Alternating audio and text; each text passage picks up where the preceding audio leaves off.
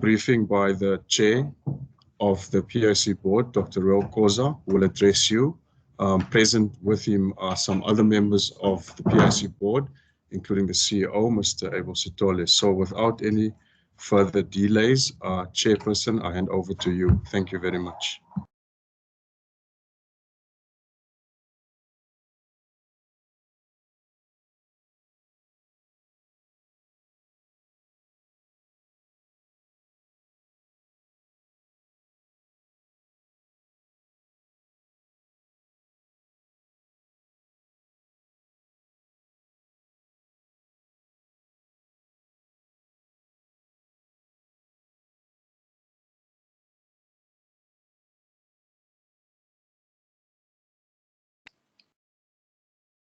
Chair, you are on mute.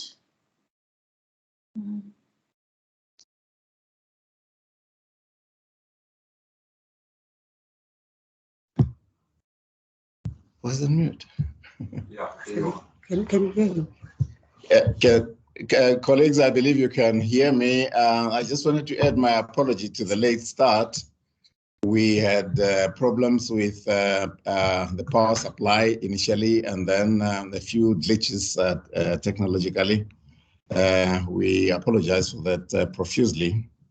May I start by expressing a deep sense of gratitude to members of the media who will convey the report further afield for the nation to actually get to understand what it is we leave for those who will be succeeding us as a permanent board.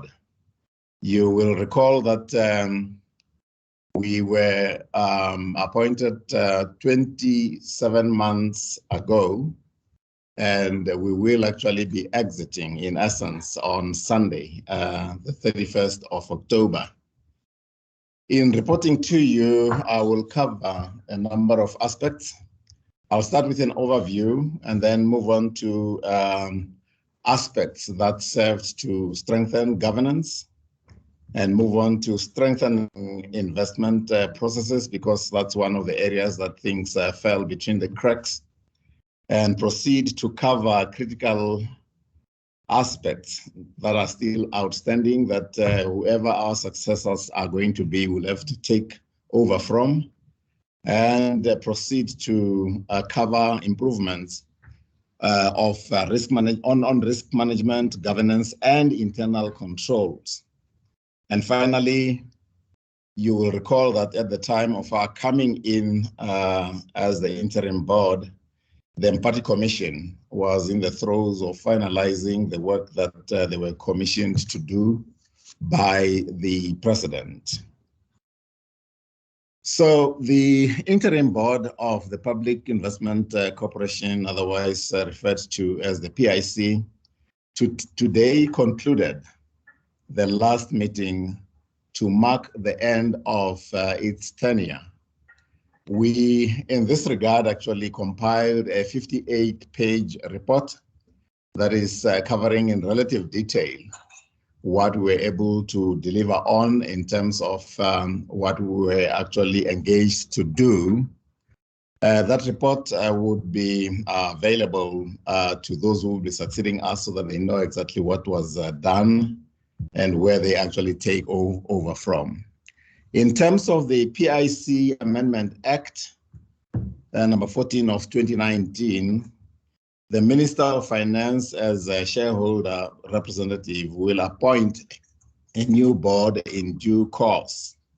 The interim board was appointed in July 2019. The Minister of Finance as a shareholder representative will appoint a new board in due course. There will be a bit of a mechanism to bridge over because you cannot afford a hiatus. But as things stand, the minister took ill shortly after he succeeded his predecessor. And lately he is engaged in other things pertaining to campaigning for his party. But in essence, he has been indisposed, hence the glitch. The interim board was appointed in July 2019 at a time when the reputation and credibility of the PIC was beset by allegations of impropriety, negative public exposure, and deteriorating relations with clients and stakeholders, some of which became the focus of the PIC Commission of Inquiry led by Judge Lex Mpati. The PIC was viewed with suspicion, with weak governance processes, and open to serve only a few who were politically connected in our observation. Over the past 2 years, the interim board had a formidable task to restore ethical conduct, review governance structures, delegations of authority, policies and investment processes, review questionable investments, institute legal recovery steps, and disciplinary actions. The board was guided in its work by the recommendations of the Mpati Commission of Inquiry and its interventions, which are discussed a little bit later.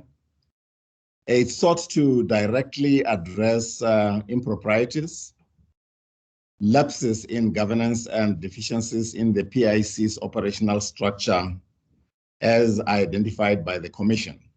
But some of the shortcomings, some of the lapses were actually so obvious, you did not have to have a commission to investigate them. Upon our arrival, we were able to assess those and began to go to work even before the report was released. The board revised the PIC's Memorandum of Incorporation with the shareholder and introduced changes to the PIC operating model to remediate weaknesses caused by an over-concentration of executive power in the position of the CEO. The positions of Chief Investment Officer, Chief Operating Officer, Chief Risk Officer, and Chief Technology Officer were reintroduced to the executive structure in terms of the revised operating model. All C-suite positions have been filled except for the CIO position. The changes to the PIC operating model are in line with reviewed client mandates with whom we stay in regular contact. Assets under management by the PIC grew by almost 440 billion rands to 2.339 trillion by 31st March 2021, in line with the recovery in the global economy and financial markets. Importantly, though, the PIC's relationship with its clients and stakeholders, especially regulators, has improved considerably, which is attributable to constant open communication on strategic matters and standardized biannual meetings with all major clients at governance level above the regular operational engagements. Operational engagements were also enhanced and regularized. For the interim board, the following key performance areas attest to the degree of progress made over the past 2 years in respect of governance, improving the investment decision processes, and internal controls. I'll start by focusing on strengthening governance, which we believe is a sine qua non for everything that actually follows.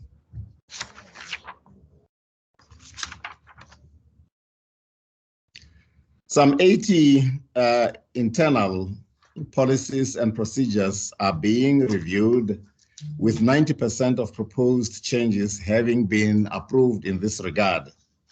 The separation of duties in management was introduced And this involved demarcation and alignment of C-suite responsibilities and that of executive heads to avoid the concentration of executive power and to improve levels of accountability.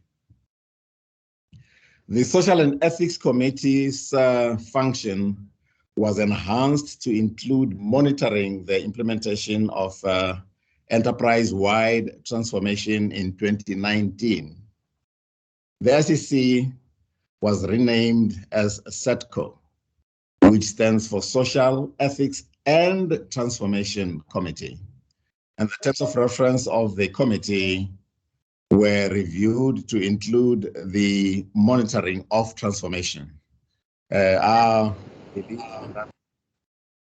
is a human tendency to do what is inspected as well as opposed to what is expected. Hence the need for monitoring of transformation, because people can tell you there is transformation, but unless you regularly inspect, nothing gets properly implemented. The PIC established a working relationship with the Ethics Institute and developed an ethics strategy and ethics management plan. Both were approved together with a code of ethics for the PIC. The board established an ethics office in 2020 to build on this foundation.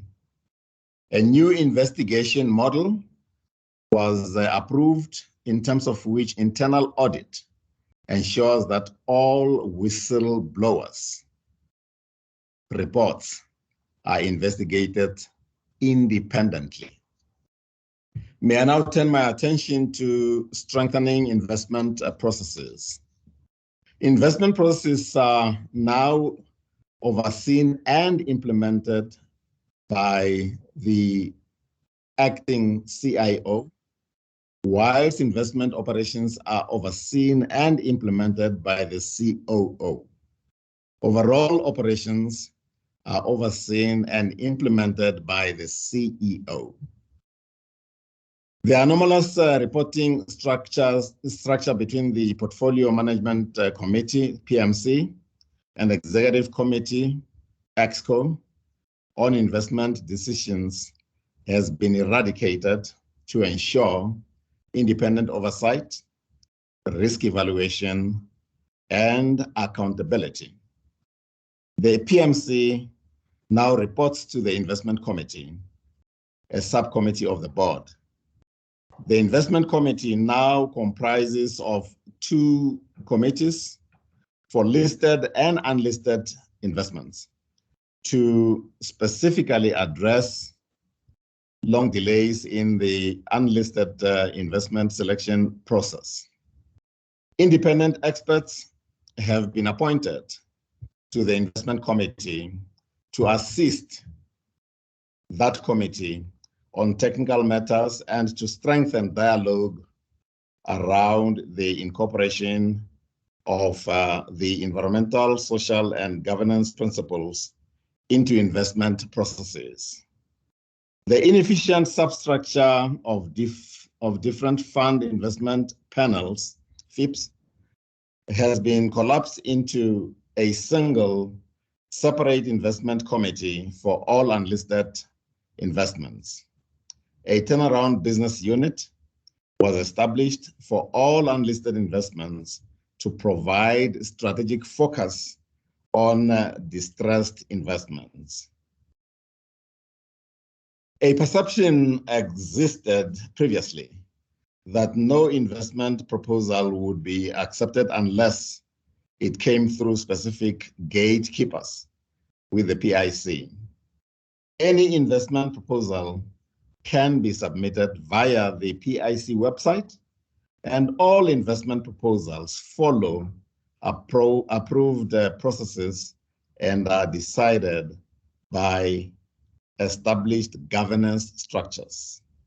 No single individual in the PIC has powers to approve investments. Next, I would like to turn my attention to some critical aspects of the investment process that are still outstanding. This would include the recruitment of the Chief Investment Officer. We currently have somebody acting, and we're working hard to scour the environment for somebody who will be up to the assignment. Second, addressing a corporate culture and ethics that occasionally led to the disregard of client mandates.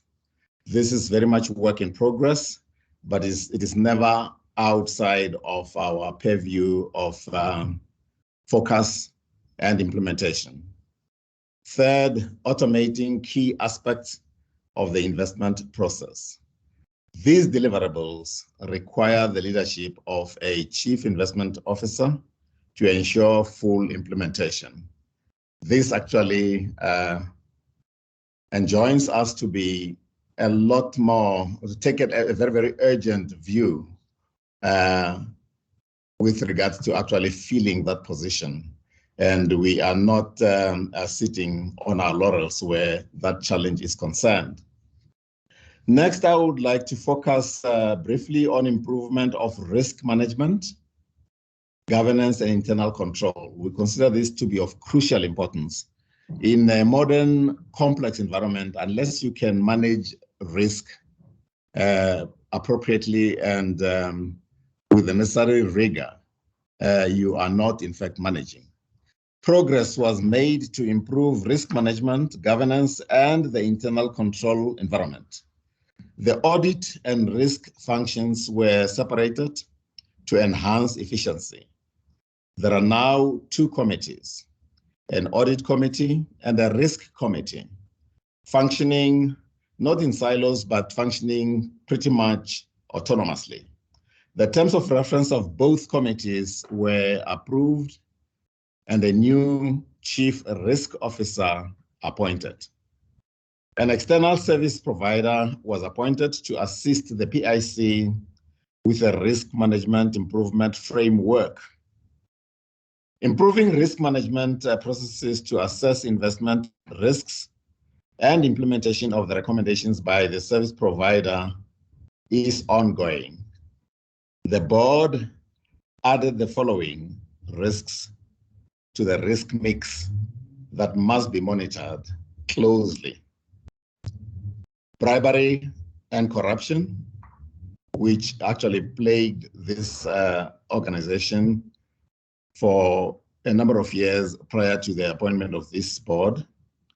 The environmental, social, and governance, including climate change, because that actually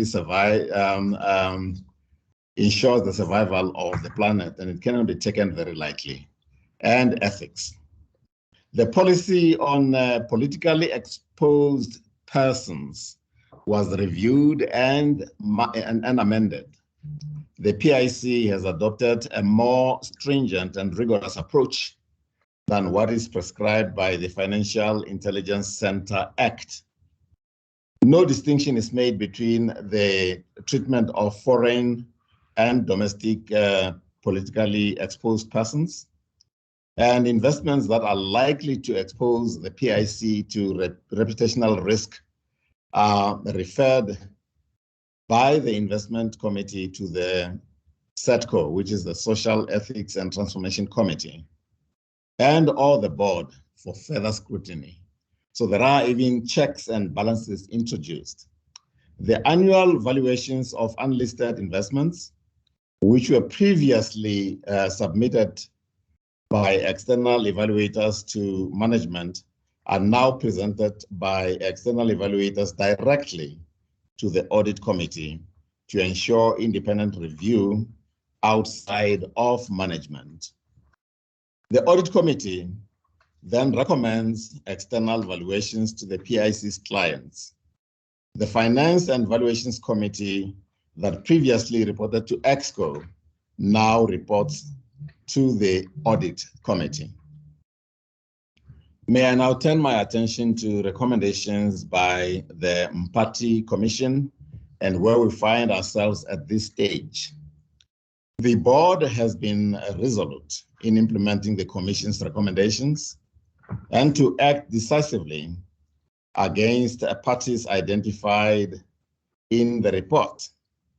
Remedial steps included disciplinary procedures against implicated officials, full cooperation with law enforcement agencies in respect of criminal investigations, and civil actions that were instituted to recover funds from investments that contravened PIC policies and governance processes.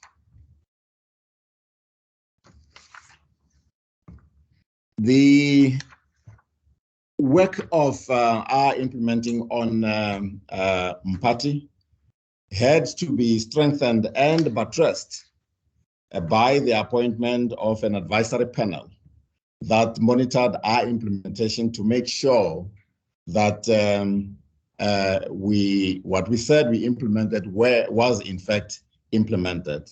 The advisory panel, chaired by Justice Yvonne Mokgoro, helped us in this regard and will continue to provide legal guidance and independent oversight to the PIC, and will monitor the implementation of the Commission's report. The advisory panel will continue to work on details, on a detailed report that will be submitted on the 15th of December. But as of now, they have actually given us an interim report, which will be made available to members of the press that might ask for that. The board believes a strong foundation has been established since 2019 to ensure that ethical principles, sound corporate governance, and accountability do guide the PIC currently and will continue to guide it well into the future. That constitutes what we consider to be an overview of our report. We are now open to questions during this phase that is the question and answer phase. I'll answer as many questions as I can, but in addition to that, I'll work with my colleagues in giving detailed explanations where this is called for. Thank you very much once again for setting time aside to come and listen to what it is we wanted to communicate by way of reporting back to the greater public. Thank you very much, Dr. Khoza. Members of the media, we have 33 participants in this meeting. So when you do pose questions, I ask that you kindly identify yourself and also the media institution you represent. We have issued or are issuing a formal statement, which some of you may have received by now already. And that would capture everything Dr. Khoza has spoken about until now. I'll take the first round of questions now. First would be Janice, Q, Londiwe, Ray, and then Carol. Thank you very much. Good afternoon. Janice Q from Bloomberg. I was really just trying to get an update on the CFO position. It seems that it's been an awfully long time for someone who's been suspended to be receiving a salary, and I was just wondering where that whole process was at. Thank you. Shall we take a second question, perhaps? Good afternoon, everyone. It's Londiwe from Fin24. My question, just one question about the board's work, because you're saying that it is done and you're happy to hand over to a permanent board. But with the suspended officials, the disciplinary processes are still not complete. So how does then, the board consider its work done, and how close is that part of the work, to being complete? Thank you. Thank you, Londiwe. Ray, you're up next. Hi, everyone. It's Ray Mahlaka from the Daily Maverick. I have 3 questions, Mr. Khoza. The first is about the appointment of the board chair. In the recent annual report, you raised concerns that the changes to the PIC Act would again pave the way for a political hand to be appointed as the board chair in the form of the Deputy Finance Minister. How close are you to the process of the minister appointing a board chair? Do you know if the minister is looking far and wide enough in terms of appointing your successor? The second question is about the party inquiry recommendations. It doesn't seem like the PIC board has made progress in terms of recovering the monies that were improperly awarded to certain individuals, and I'll name them. The first recommendation was that the PIC board institute a forensic investigation in whether Mr. Dan Majila had improperly benefited at all when it came to certain contracts within the PIC. How far is the board, or was the board, with regard to that forensic investigation into Mr. Majila? The second question is about the recommendation of the party inquiry about the PIC board taking demonstrable steps in recovering funds that were allocated to AO Technologies and Sekunjalo. These are entities that are directly or indirectly controlled by Mr. Iqbal Survey. How far was the PIC board in terms of recovering any funds that were improperly awarded to entities controlled by Mr. Survey? Thank you so much. Thank you, Ray. Carol? Thank you. I think I would suggest let's take 3 at a time, so that perhaps we could be a little bit thorough in terms of answering the questions whilst very fresh in our minds. Janice, with regards to the Chief Financial Officer, we have had her subject to a number of investigations. I will ask my colleague, I think you'll be able to come over, Advocate, to assist in this regard. And it was only 2 weeks ago where we got a report from a chairman of inquiry into her misconduct and misdemeanors that found her actually guilty of dereliction of duty. And the chairman had suggested that we actually issue her with a final report. The board, upon a very serious reflection and review, felt that, in fact, the misconduct and the dereliction of duty were severe enough to merit her being requested to leave the organization, which is what, in fact, happened. That's where we are with the CFO. I think you are right, Janice, that it took very, very long with money going out of the company to pay for her while she was not delivering any service. Unfortunately, due process at times behoves us to behave that way. You cannot ride roughshod over issues of that nature. So it took as long as it did, but ultimately the decision has been taken to part ways with the former Chief Financial Officer. Londiwe, you asked a question about board work done and not completed. You are right. We could not do everything that we were commissioned to do, but we did as much as we could do in the 27 months that we served as the interim board. In fact, when we were first appointed, we were required to work for 12 months. But at the end of the first year, there was still so much to do.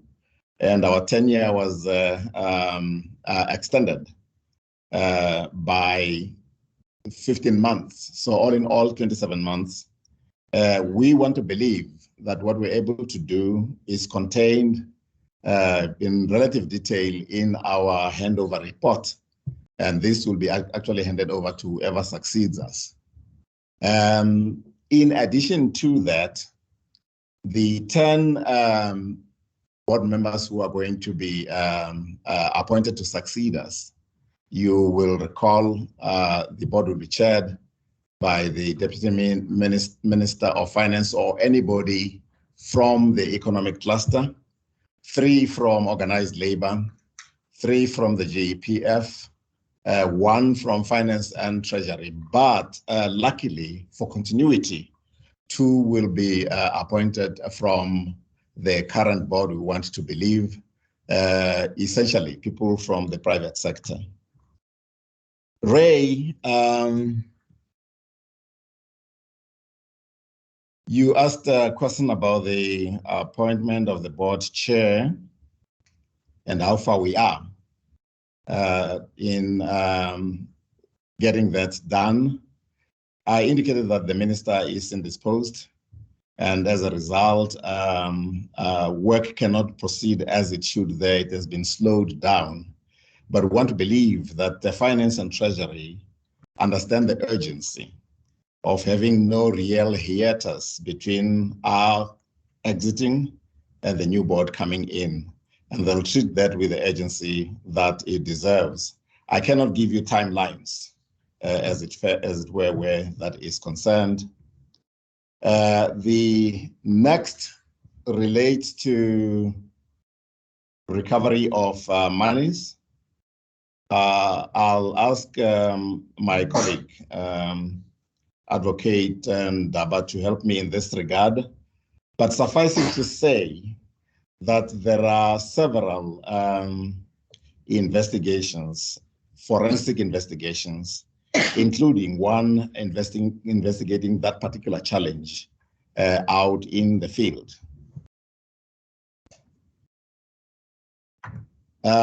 Perhaps before my colleague, Advocate Ndaba, comes in, may I ask our CEO to update, to bring us up to date with regards to recoveries and the court cases relating to IO and its sister companies.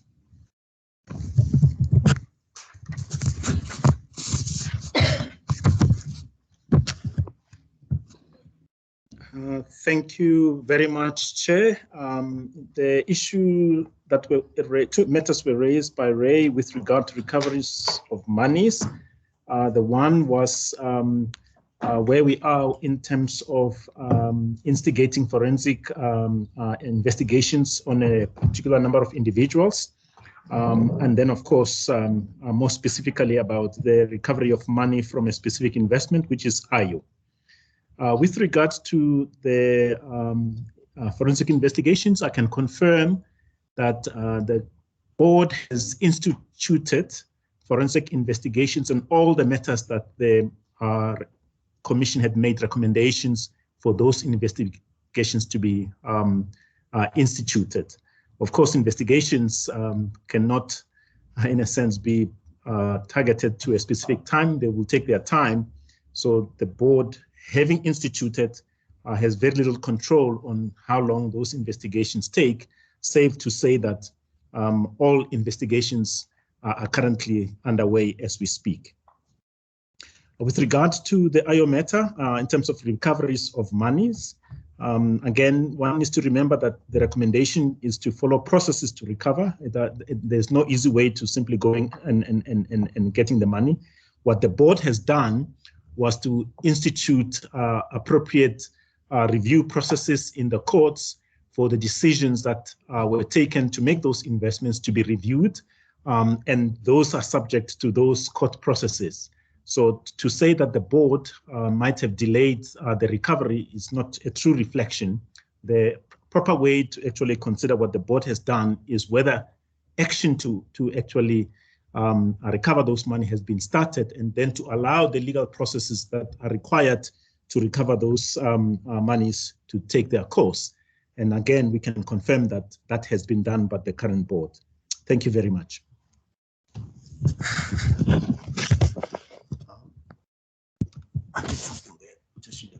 Okay, let's see. Just click back to the. Okay. Yeah.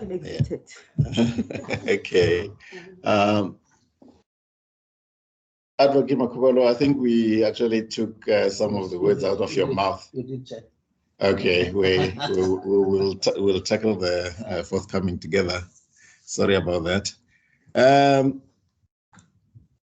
Colleagues from the media, we shall take another 3 questions. Thank you, Chair. The next 3 would be Carol, Jan Cronier, and then Barbara. In that order, can I please ask, there are still hands up from the first round of questions. If you're covered, please lower them. But we'll proceed with those 3, starting with Carol. Thank you. Good afternoon. Thanks, Adrian. Good afternoon, Mr. Khoza. It's Carol Payton from Business Day. The first question is just on the unlisted investments. I noticed that you've made improvements to the governance and so on. But this was where the rot sort of was. And have you revised at all kind of criteria or the way decisions are made around these these unlisted investments, other than, you know, the ones that you mentioned now? And then secondly, I mean, I was interviewing somebody from Eskom a couple of days ago, and they say that the discussions with the PIC around an equity for debt swap are still continuing, and that's still very much in play. Is there anything you can tell us about that at this point? Thank you.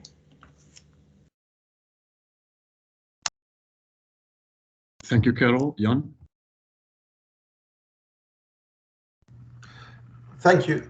I have 2 questions. I'll try to be as quick as possible.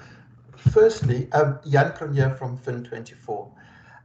What is the board's view of developments at chicken producer Daybreak Farms? The producer has suspended and fired a number of key executives, including its CEO, who say they have appealed to the PIC to hear their case without any luck. The second question is on the Pan-African Infrastructure Development Fund. One of the recommendations from the Mpati report was that the PIC and the GEPF appoint an independent probe into the fund as soon as possible after receiving the report. Could you say what the status of this probe is, please? Thank you very much. Thank you, Jan. Barbara, you're the last one for this round. Thank you.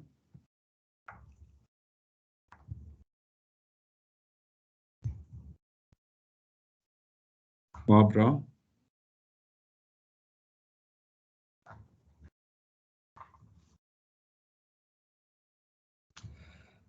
Barbara, I see your mic is on, but we can't hear you. Sorry, it must. Sorry. Okay, I took my earphones out. Okay, Barbara Curson from MoneyWeb. The CFO, was she fired or asked to resign? Were her pension funds forfeited? And has the matter been handed over to the NPA? Thank you. Thank you, Barbara. Chair, that's the 3 for this round. Over to you. Thank you. Okay, thank you very much. Advocate Ndaba, you zapped some of the questions that I would have loved for you to respond to. Dealing with approvals for unlisted processes, I would suggest you assist with that. And the equity, well, oh, okay, because I mean that's more operational, okay. And then the equity for debt swaps, because it's very much work in progress. We initially had a session with the president and a cluster of ministers that actually have something to do with Eskom.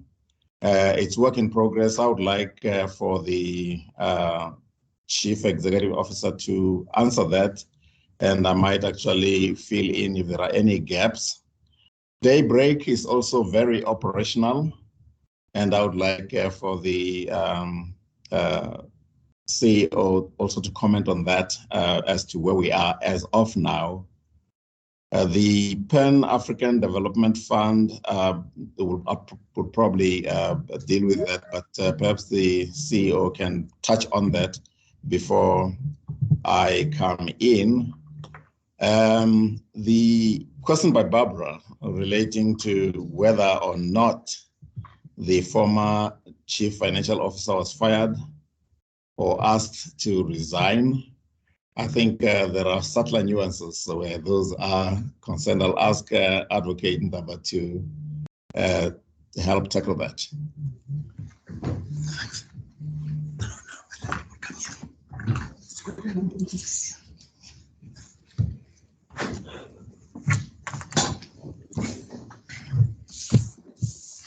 Thanks very much, Chair. To elaborate on the issues that I think Carol, what's that do? My notes, not worry. Elaborate with the questions that Carol has asked on what improvements have been made or changes made to the investment process in the unlisted environment, which was the area, of course, that led to the institution, the appointment of the Commission of Inquiry. Chair, if I'm not mistaken, I think in your report, you elaborated quite extensively on it. So I'm going to, in a sense, start my response there because a lot of it is covered. The first important thing was to segregate the roles of Chief Executive Officer and Chief Investment Officer.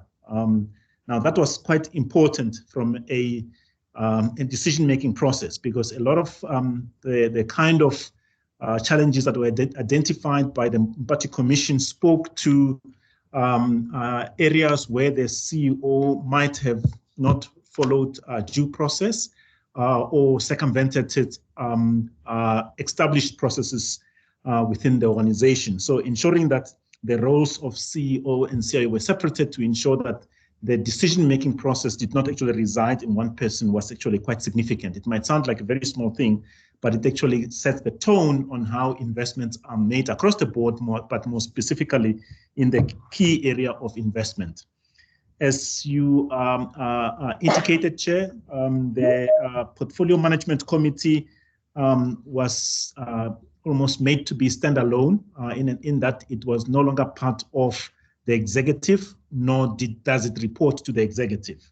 It now reports to an investment committee, which is a subcommittee of the board. So any influence from the executive level, especially from people who are not really involved in the decision-making process, has now been streamlined to ensure that it actually falls within the investment stream, and more specifically to ensure that the appropriate oversight of the board is exercised through the investment committee. Chair, you also spoke about the fact that the structure that we call the fund investment panels was collapsed.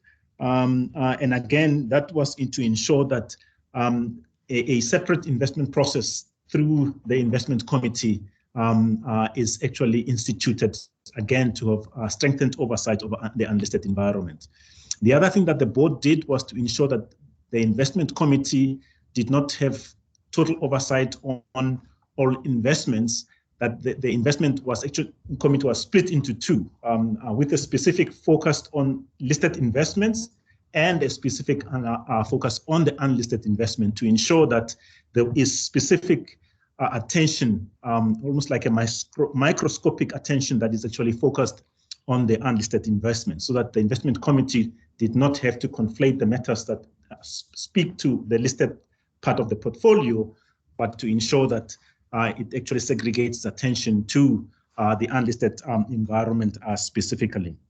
The other important issue, of course, has been the manner in which investments are received at the PIC and considered. Now, a significant development has been that, I think, to use your words, there are no longer any gatekeepers that I think are able to control the entry of potential investments or to shepherd them through the process. And that has been achieved by ensuring that all investments proposals come through one door.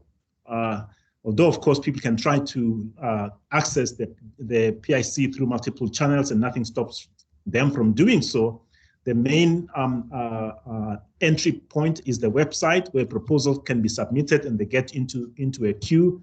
If somebody hands a proposal to somebody else, that person has to put that process through the same process. So regardless of whether somebody hands a proposal to the CEO or the chair or any board member or anybody for that matter, all those proposals go to the same channel and actually queue and are considered in the order in which they actually are brought into, regardless of who brings them.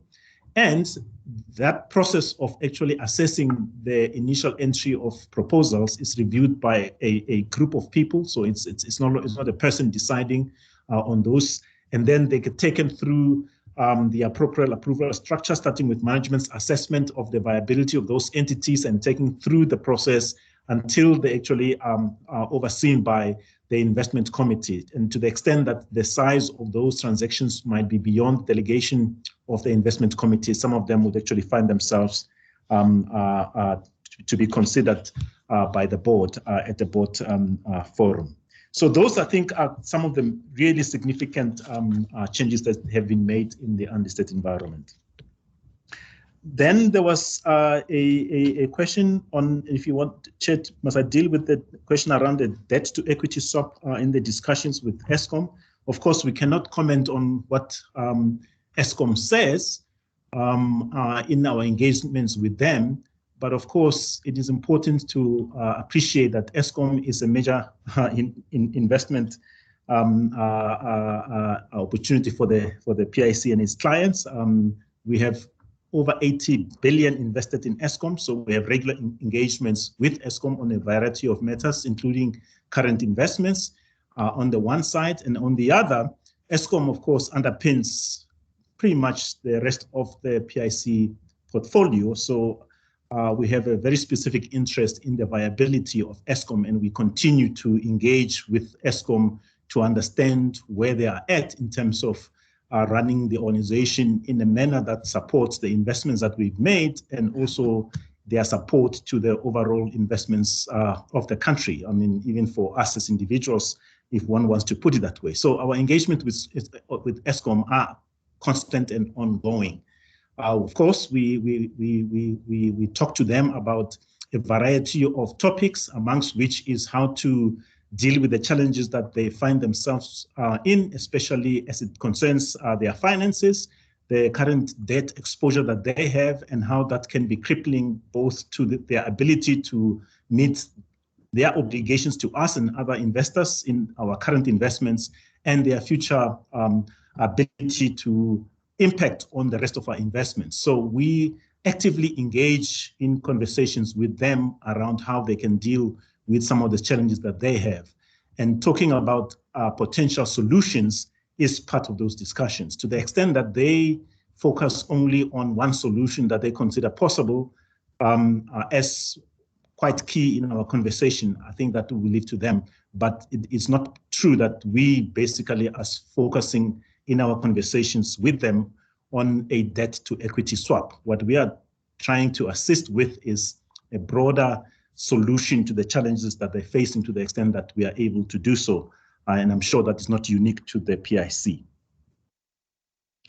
The next question came from Jan on the board's view on Daybreak and what the board is doing in that regard. It is fair to say that the challenges of Daybreak are concerning to the board, and the board, through the appropriate management structure and the appropriate committees, has been tasked to spend a lot of time to actually look at helping the organization resolve some of the challenges that it has. It is fair to remind the audience that, by and large, Daybreak is, of course, is an investment. it has a board, it has a management structure, and the responsibility for the running of Daybreak in the first instance resides with those entities. It is true that the PIC, through or on behalf of its clients, does hold 100% of Daybreak. So in that sense, it's a very significant shareholder. It's the, well, I'm downplaying the issue. It's not a significant shareholder, it's the only shareholder, is the sole shareholder. So to that extent, it has significant leverage, but it can't apply that leverage by running roughshod over the governance structures. In the same way that it is trying to ensure governance at its own portals, it also ensures that it respects the modalities of how investee companies are governed and works through the structures of those entities. What the board has been working on is to work hard to reconstitute the board of Daybreak, and to the extent that it can, to seek to work with the board of Daybreak to actually bolster the management of Daybreak. Fortunately, the operations still continue to be financially sound, and it is important that that is, in a sense, safeguarded and strengthened going forward. But the only way that the board can, the shareholder in this instance, can intervene is through making sure the board is appropriately resourced and is able to execute its responsibilities that are tasked by their responsibilities to the company. And it will be remiss for the board to start interfering with the operations other than to providing assistance where it is called for to do so. There was a question around the investigation on PADIF, the Pan-African investments, but I think the way most people will remember it, it speaks to the management of the assets and the shareholding that the PIC has in Herith, which was started its life being a fund within the PIC, and for good cause became a standalone private equity management entity.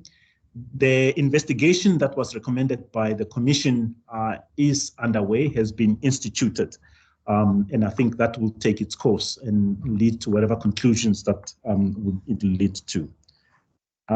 Chair, I think those are the questions that you have tasked me to respond to, unless I've missed any question.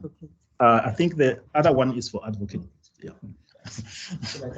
Yes, I think it's easier to move than to move a machine. Let's start switching off again.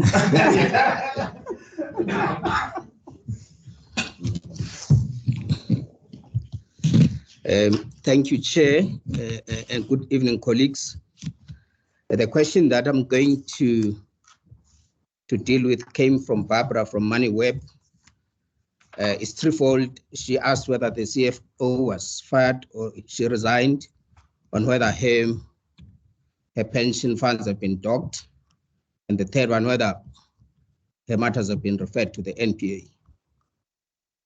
Dealing with the first question, the chair did indicate in his opening that we did receive a record of the disciplinary hearing of the CFO, and upon receiving same, the board took a decision to terminate the contractual relationship between the company and the CFO. That is how we answer the first question. The second question is whether or not her pension funds have been docked. And the answer to that is that we follow the law when it comes to issues of that nature, specifically the Pension Funds Act, which is quite instructive on how you deal with issues of having to withhold pension benefits of employees. In the instant matter, there haven't been a qualification of what the Pension Funds Act says in terms of withholding those benefits.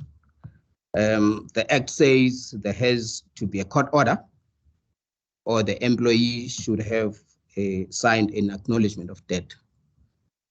So having said that, it doesn't preclude the PIC from considering any other option should it be found that the CFO owes the company or may have led to a loss to the company in one way or the other. And then the third question was whether or not have we referred her matters to the NPA. And as we know, the passage to the NPA goes through the law enforcement agencies, and in this respect, the DPCI, colloquially called the Hawks. So several matters have been referred to the Hawks, and the Hawks are investigating them. And our attitude is to refer transactions, and out of those transactions, then investigations will be able to unearth if there are particular individuals who have to be followed up. Out of that, then something will come out of in the wash. So there are several transactions that are being investigated by the Hawks, and there are matters that the NPA is considering to put charges onto people. And our interactions with the Hawks have been such that the Hawks are reluctant to share with the public the identities of people who are being investigated until such time as those people have been charged in a competent court of law. So to answer the question, we wouldn't know as to who is being actually pursued by the law enforcement agencies.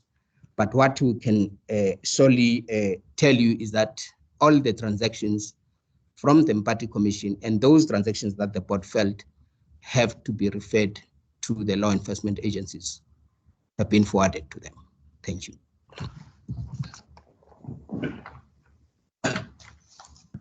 Thank you very much, Advocate. Thank you, CEO. Chair, I have two more hands. With your permission, can we take a last round from those two journalists before we close? Okay. Kolisa Philip, I see your hand, and Janice, and then Carol, can you conclude? That will end the rounds of questions in that order. Thank you very much. Good afternoon, Kolisa Philip from the Africa Report. I have three questions for you, Chair. The one is about continuity with regard to the board. You said that two of the current interim board members would be able to sit on a new board appointed by the Finance Minister. I wondered if you would put your hand up to serve in that board if you were called to do so. The second one is on internal matters. I see that the focus is on strategy and procedures from a board perspective, but in terms of implementing some of the areas highlighted, what sort of efforts will management engage in to restore morale, to ensure that there's no resistance to change to the implementation of the new program, and in order to ensure that you retain your current talent? And then the other one is, will all of these processes and changes not impact agility of the organization in terms of its performance as an asset manager? And then lastly, the Auditor General, in its audit opinion of the PIC, noted that there had been issues with internal controls as well as compliance with legislation, and also flagged the PIC's PEP policy. I just wondered what efforts internally will be made to ensure that the internal audit function is not only strengthened, but is also safeguarded from internal influence by management. Thank you, Kolisa. Janice, you are next. I had a follow-up on two questions. The one was going back to Ms. More. We've obviously heard from the advocates on the kind of legal terms, but I was wondering if there had been any indication whether she was going to legally object to the termination, or if she's kind of accepted it and left quietly. And then I don't know if I missed the answer to this earlier, but there was a question about whether or not there's likely to be a political chairman, a chairman who's politically affiliated again.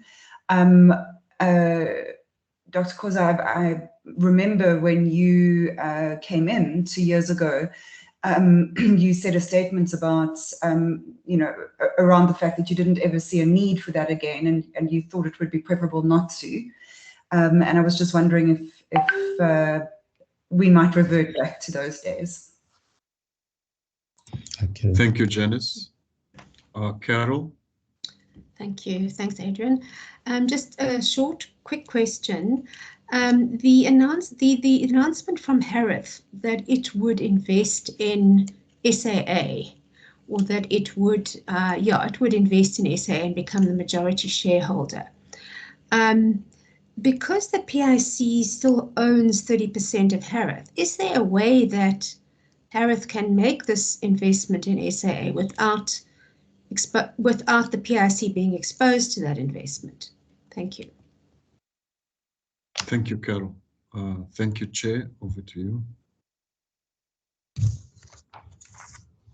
No, thank you very much, and thanks to our friends from the media. With regards to the Auditor General, I'll ask my... Well, I think I got a number of colleagues here. Each one of them is enthusiastic about volunteering. I'll ask the CEO to respond to that, but if there's a need for our Chair of Audit to add anything, I think they'll proceed to do that. Let's start with the continuity of the board and who, in our opinion, should be the likely successor to the current chairperson, whether the current chairperson would be amenable to continuing. That was my understanding of the question. There is a shareholder. The shareholder happens to be the government. And the government has a number of arms, legislative, executive, and judiciary. Now, what government legislates, which is entertained in the form of a bill, ending up as the act signed off by the president, actually gives the guideline as to what state-owned enterprises inter alia, what shape they are going to take and what operational mode they are going to have. Our sense upon being invited to be the interim board by the now retired Minister of Finance, Mr. Tito Mboweni. If you look at the board that he put together, even without asking questions, your comment would be that he wants to actually approach the manner in which the PIC is run along what you might call private sector lines. And he has gone vocal about that. And we found those pronouncements quite comforting. But the prerogative as to what happens at the PIC rests with the shareholder. The shareholder, being government, will, I hate to say dictate, but will give guidance as to how things should in fact be happening at the PIC, starting from the board downwards. And the PIC amendment bill, which became an act and therefore the law, actually decrees that the chair will in fact be a political appointee from the economic cluster, perhaps preferably from the ministry that actually heads up finance and treasury. That has become the law of the country and the law governing the PIC. We, as the current board, can do very, very little. We can pronounce on our inclinations and what we fancy might work better, but that's how far we can go.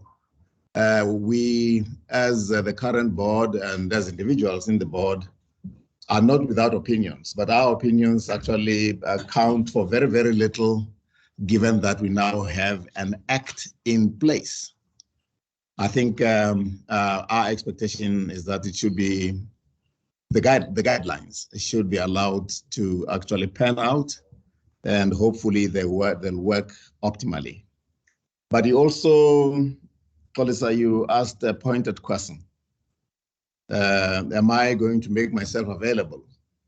It doesn't matter how keen I would be to make myself available. There is no scope. but given an opportunity, I want to believe that as chair of the interim board, I have served king and country. I just have difficulty pointing out who the king is. I know what my country is, and I want to believe that I've done my fair bit. If I was called upon for whatever reason, and they said, well, perhaps come in via being a minister or something like that, chances are I would not be very keen. You also wanted to know what is happening in the area of strategy. As you know, strategy is a function of the executives. The board listens to the presentation of the executive on what strategy they would like to implement, what strategy they have developed and what strategy they would like to implement, and either ask difficult questions and say, well, we believe that won't actually work, but more often than not, the board engages, and its duty is to approve. And we have approved a strategy planning session that came up with a strategy facilitated by an outside expert earlier in the year. And we are happy to see our executive actually implement the directives, the suggestions of that particular strategy that resulted or crystallized from that strategy planning session that involved us as a board and the executives. And we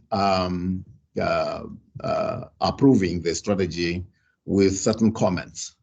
So our sense is that that is in place, it's on rail. As for the climate within the company, as part of the implementation of the strategy, we have had an outside expert also conducting sessions on relationships by objectives. I believe the work of that expert may just be in the process of being rounded up. So relationships by objectives actually enable the board and the executives to actually crystallize what could in fact be done to improve on the climate, to improve on the morale, to improve on the relationship between the executives and non-executives.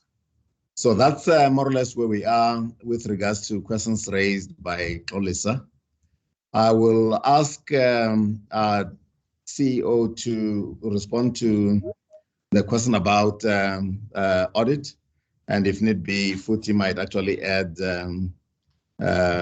to that. The question on Ms. Murray and whether or not she's going to object to the decision by the board, it is her prerogative to object and take what action she might like to take if she feels aggrieved. We are not in a position to answer that question for her. She'll do whatever she considers to be appropriate in addressing whatever grievance she might have. It's entirely her prerogative. I think I've spoken to the political chairman story. The chairman shall be appointed from the economic cluster. Historically, that chairperson was the deputy Minister of Finance.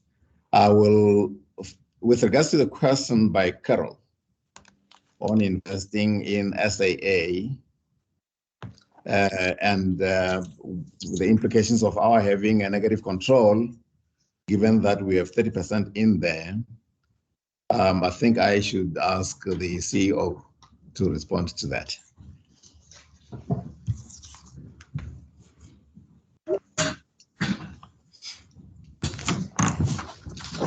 Thank you, Chair. I will start with the first one, I think from Xolisa, which was the one on audit. I think Xolisa correctly pointed out that we did receive what we consider to be an unqualified audit, and it's important to also indicate that was a significant improvement. An SMS. Okay, I must be reconnected. Adrian, am I right? Yeah. Connected? You are Okay. reconnected. We can hear you. Thank you. Yeah, thanks. So we just had a power surge. Sorry. So it's important to indicate that we did receive an unqualified audit with a number of matters of emphasis, but it's a significant improvement on the previous audit, I think, by the audit's own admission. But there were a number of areas that were identified. The one around issues of statute and law. Actually, in that instance, the PIC maybe saying shot itself in the foot is the wrong way to put it, but I can't think of an easier way to say it. But what happened was that the PIC has PEP guidelines that are much stronger than the PEP as the law requires. The law is very specific about PEP, and given the experience of the PIC, it actually had a much more rigorous requirement in terms of how we assess PEPs. In the law, you just look at PEPs once, but ours requires that you do it twice. So you have a what we call a enhanced due diligence that's required in the PEP process. So what the auditor says that we apply the law, but not the guideline. Our guideline says do a enhanced due diligence with only a normal due diligence in our processes. So that's where they found us wanting. So the challenge there is to align the guidelines with the law. That's the first one. The second one was actually quite operational around controls. It was a misallocation of funds in the process of actually preparing our financials for the external auditors, the AG. And when they identified that, even before the process was finalized, that was corrected before that. But of course, for them, that was a flag that they wanted to make sure that the readers of the financial statements were aware that there was a misalignment between how we had allocated funds between different, specifically accounts or activities of the organization, which when they identified were appropriately corrected even before the matter was taken to the audit committee. But from a reporting perspective, that was for them a reportable matter. But suffice to say, of course, we still haven't got a completely clean audit, but significant progress in that regard as the board tenure ends. So that's the one on the audit. And then there was a question that was asked about our relationship with Harith and its investment in South African Airways. Very, very pertinent question. You are correct. The PIC is a 30% shareholder in Harith.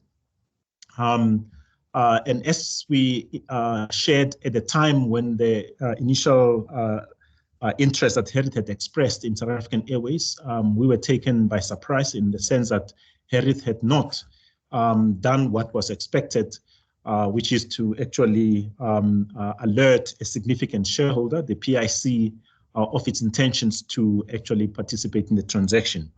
The explanation, I think, understood was that as an investment entity, they look for opportunities, and until such time that the opportunity is ripe for consideration, they can't always, in a sense, tease shareholders by saying this is what we are doing.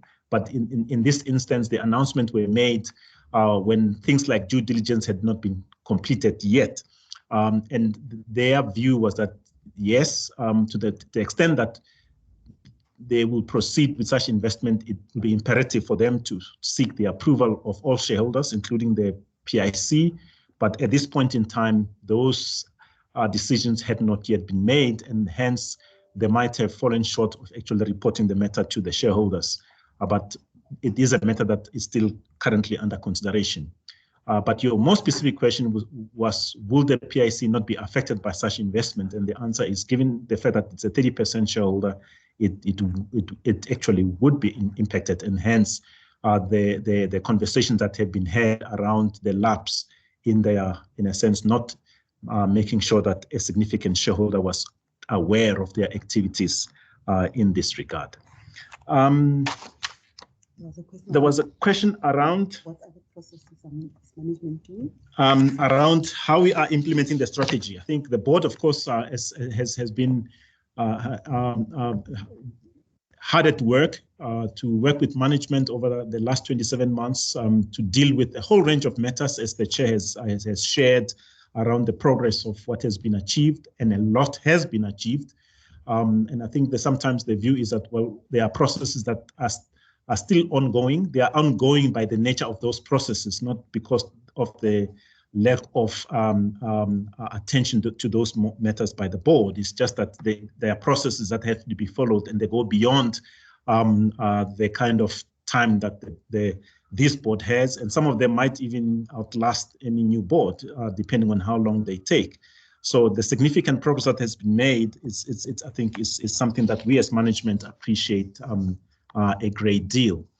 In terms of the strategy that we've identified, some of the questions that you've asked point to some of the strategic objectives that have guided the board, or the board is guiding management with. The whole issues around how do we reinstill trust between the PIC and all stakeholders, starting with issues of staff and staff morale, I think are very, very key to our strategy.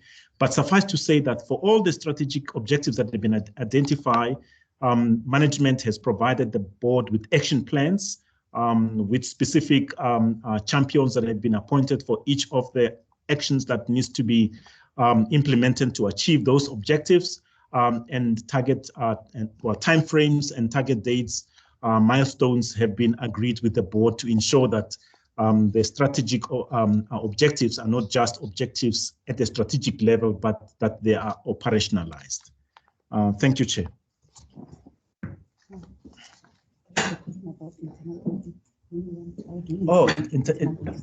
Chair, there was a question around how do we insulate internal audit. The chair might probably add to that, because that's the governance structures. One of the recommendations of the commission was that all what we call assurance providers needs to be strengthened, given a voice, and of course have the appropriate ability to be able to express their opinions freely, and where there is a need to be able to have the ability to escalate. And one of the key deliverables that the board has ensured to was just that, to make sure that all assurance providers, starting with internal audit, but there are others, for instance, regulatory compliance, risk, ethics, that all those are instituted, that they're actually given appropriate structures that they can report to or work and report to the board through. For instance, the board spoke about the fact that the audit committee was separated from just being audit and risk to having a separate audit and a separate risk. and those have been given the appropriate resources. A new chief risk officer has been appointed. The role of internal audit has always existed, like in any other organization. It reports functionally directly to the board.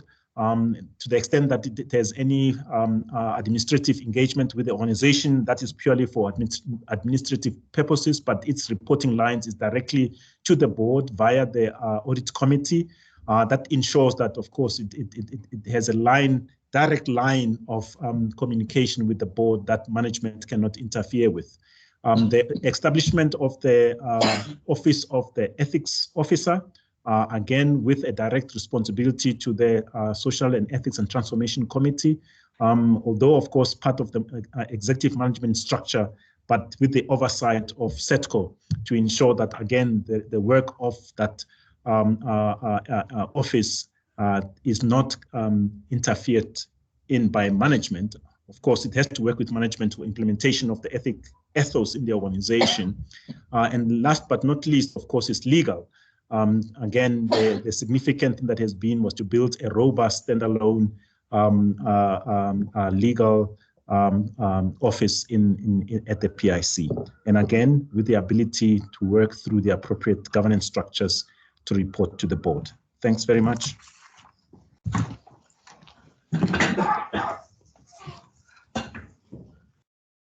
No, thanks a lot, Abel.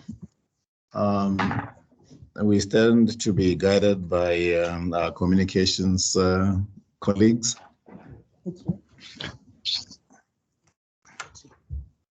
Adrian?